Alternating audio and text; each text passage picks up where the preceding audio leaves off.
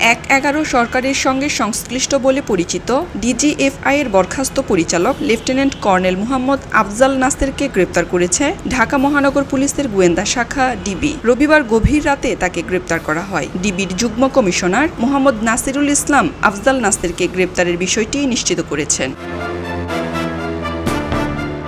ডিবির একটি সূত্র জানায়, 1-11 অন্যতম প্রধান কুশীলব হিসেবে পরিচিত সাবেক সেনা কর্মকর্তা লেফটেন্যান্ট জেনারেল মাসুদ উদ্দিন চৌধুরী এবং ডিজিএফআই-এর সাবেক মহাপরিচালক লেফটেন্যান্ট জেনারেল শেখ মামুন খালেদকে জিজ্ঞাসাবাদের সূত্র ধরে আফজাল নাসেরকে গ্রেপ্তার করা হয়। এর আগে গত সোমবার রাতে ঢাকার বাসা থেকে গ্রেপ্তার করা হয় মাসুদ উদ্দিন চৌধুরীকে। পরে পল্টন থানার মামলায় আদালতের মাধ্যমে তাকে 5 দিনের রিমান্ডে নেয় ডিবি। রিমান্ড শেষে নতুন করে 7 দিনের আবেদন করা হলে আদালত 6 দিনের রিমান্ড মঞ্জুর করেন।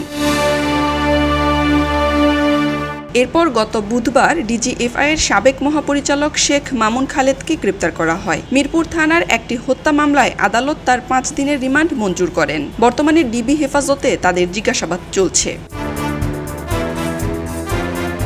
গ্রেপ্তার হওয়া লেফটেন্যান্ট কর্নেল মোহাম্মদ আফজাল নাসেরের বাড়ি নোয়াখালী সেনবাগ উপজেলার মিজিরখিল এলাকায়। 1984 সালের 4 জুলাই সেনাবাহিনীতে যোগ দেন তিনি। 2006 সালের মার্চ থেকে 2008 সালের মার্চ পর্যন্ত তিনি ডিজিএফআই-তে দায়িত্ব পালন করেন। সংশ্লিষ্টদের জিজ্ঞাসাবাদের মাধ্যমে আরও গুরুত্বপূর্ণ তথ্য পাওয়ার আশা করছে ডিবি কর্মকর্তারা। খবরের কাগজ, নিখাত, নির্ভীক, নিরপেক্ষ।